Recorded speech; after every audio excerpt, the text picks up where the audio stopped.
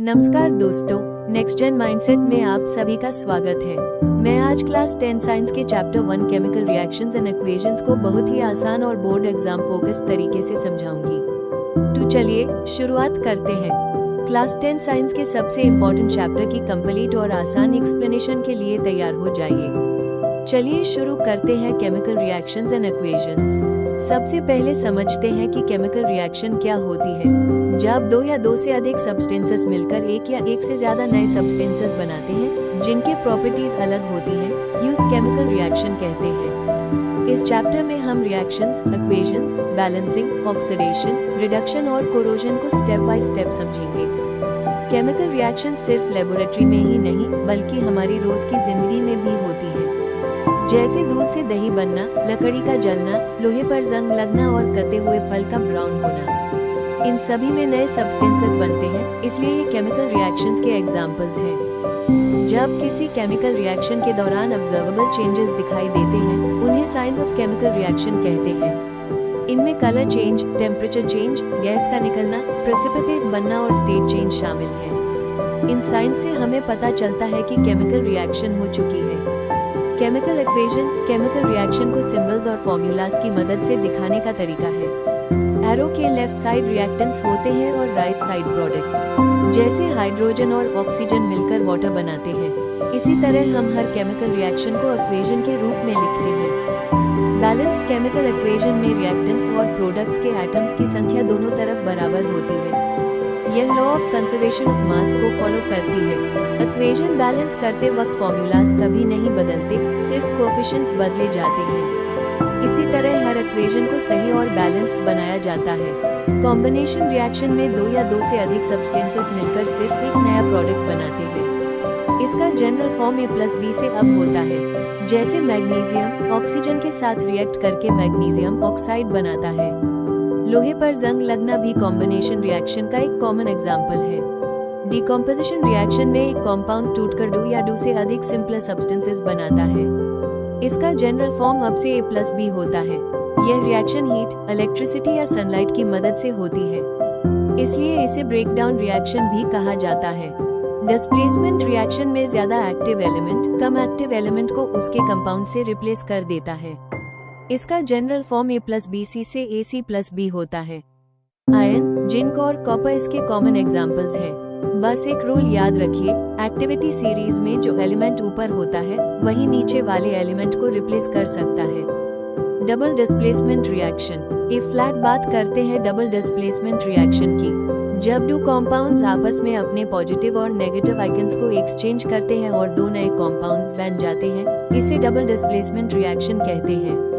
इसका general form है अब जोड़ CdAd जोड़ Cb सबसे कॉमन एग्जाम्पल है। सोडियम सल्फेट और बेरियम क्लोराइड रिएक्ट करके बेरियम सल्फेट और सोडियम क्लोराइड बनाते हैं। यहाँ बेरियम सल्फेट एक व्हाइट इनसॉल्युबल प्रेसिपिटेट बनाता है, इसी वजह से इसे प्रेसिपिटेशन रिएक्शन भी कहा जाता है। बोर्ड एग्जाम्स में लीड नाइट्रेट जोड़ पोटेशियम आयोडाइड और सिल्वर नाइट्रेट जोड़ सोडियम क्लोराइड वाले रिएक्शंस भी बहुत इंपॉर्टेंट होते हैं। उंगली से दाहिनी ओर इशारा याद रखो, अगर आइकन्स एक्सचेंज हो रहे हैं और इनसॉल्युबल प्रेसिपिटेट बन रहा है तो वो डबल डिस्प्लेसमेंट रिएक्शन है। नेक्स्ट जेन टिप, कॉन्सेप्ट समझो, रिएक्शन खुद याद हो जाएगी। ए फ्लैट समझते हैं ऑक्सीडेशन और रिडक्शन को, जो बोर्ड एग्जाम्स का एक बहुत इंपॉर्टेंट टॉपिक है। सबसे पहले ऑक्सीडेशन, जब कोई सब्सटेंस इलेक्ट्रॉन्स लूज करता है तो यूज ऑक्सीडेशन कहते हैं, और जब कोई सब्सटेंस इलेक्ट्रॉन्स गेन करता है तो यूज रिडक्शन कहते हैं। इस एग्जाम्पल में जिंक कॉपर आयन को इलेक्ट्रॉन्स देता है, इसलिए जिंक ऑक्सीडाइज होता है और कॉपर आयन रिड्यूस होकर कॉपर मेटल बन जाता है। ये फ्लैट बात करते हैं ऑक्सीडाइजिंग एजेंट की, जो सब्सटेंस खुद रिड्यूस होता है लेकिन दूसरे सब्सटेंस का ऑक्सीडेशन करवाता है, यूज ऑक्सीडाइजिंग एजेंट कहते हैं। वही रिड्यूसिंग एजेंट खुद ऑक्सीडाइज होता है और दूसरे सब्सटेंस का रिडक्शन करवाता है।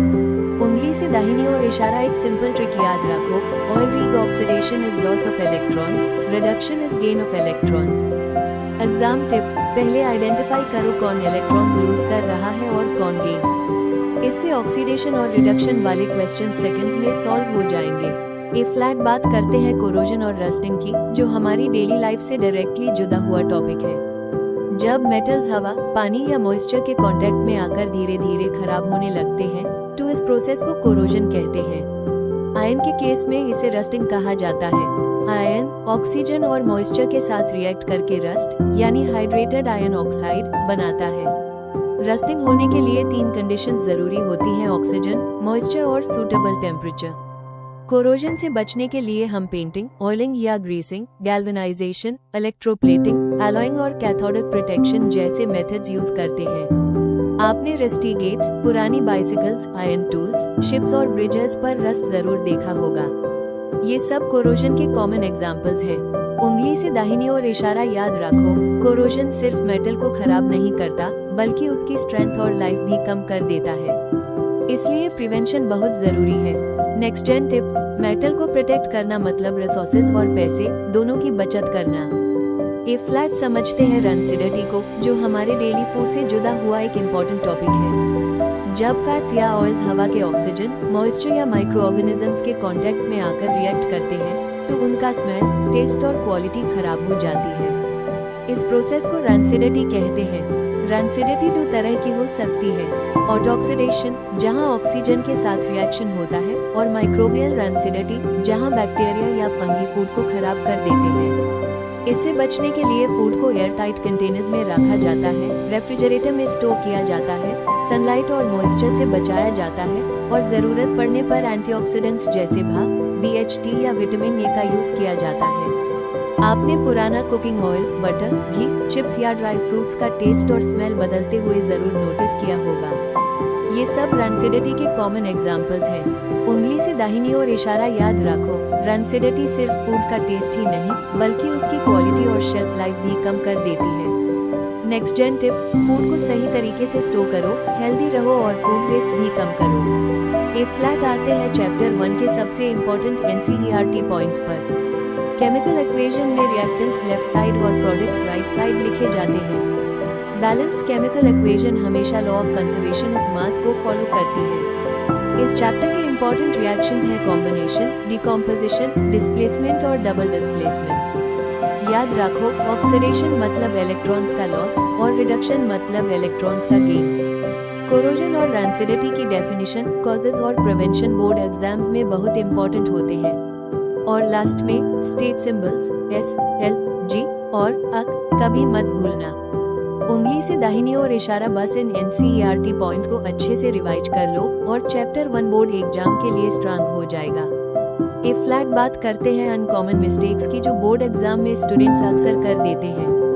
सबसे पहली गलती, केमिकल इक्वेशन बैलेंस करते वक्त कोएफिशिएंट्स की जगह सबस्क्रिप्ट्स चेंज कर देना।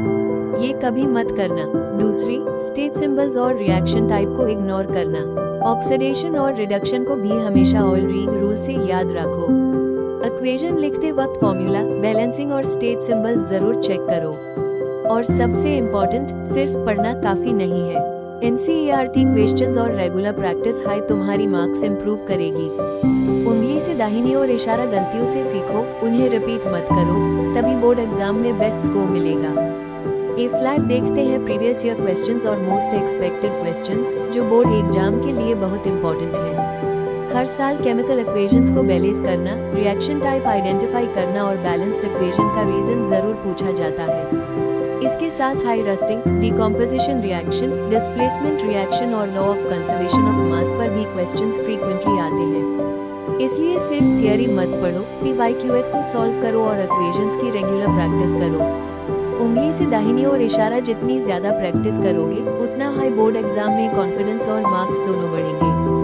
ए फ्लैट सिर्फ 1 मिनट में पूरे चैप्टर का क्विक रिवीजन करते हैं। केमिकल रिएक्शन में रिएक्टेंट्स मिलकर नए प्रोडक्ट्स बनाते हैं और केमिकल इक्वेशन इस रिएक्शन को सिंबल्स और फॉर्मूले की मदद से दिखाती है।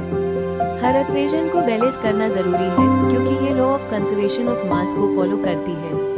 इस चैप्टर के मेन रिएक्शन टाइप्स हैं combination, decomposition, displacement, double displacement और ऑक्सीडेशन रिडक्शन। साथ हाई कोरोजन, रस्टिंग और रनसिडिटी के कॉजेज और प्रिवेंशन भी अच्छे से याद रखो। बोर्ड एग्जाम के लिए बस NCERT पढ़ो, इक्वेशंस की प्रैक्टिस करो और रेगुलर रिवीजन करते रहो। बस इतना याद रखोगे तो चैप्टर 1 तुम्हारे लिए बिल्कुल इजी हो जाएगा। कॉन्ग्रेचुलेशंस, आपने chapter 1 chemical reactions and equations successfully complete कर लिया है। ए फ्लैट याद रखिए, सिर्फ पढ़ना ही काफी नहीं होता, रोज थोड़ा रिवीजन कीजिए, NCERT और PYQs प्रैक्टिस कीजिए और कॉन्सेप्ट्स को समझकर पढ़िए। छोटे छोटे कंसिस्टेंट एफर्ट्स हाई बड़े रिजल्ट्स लाते हैं। ए फ्लैट हम मिलेंगे chapter 2 acids, bases and salts के साथ, जहां और भी इंटरेस्टिंग कॉन्सेप्ट सीखने को मिलेंगे। अगर ये नोट्स आपके लिए हेल्पफुल रहे तो इसे अपने दोस्तों के साथ जरूर शेयर करिए। Keep learning, keep growing. मैं हूँ अथर्व और आप देख रहे the next gen mindset. Thank you so much for watching. All the very best for your board exams.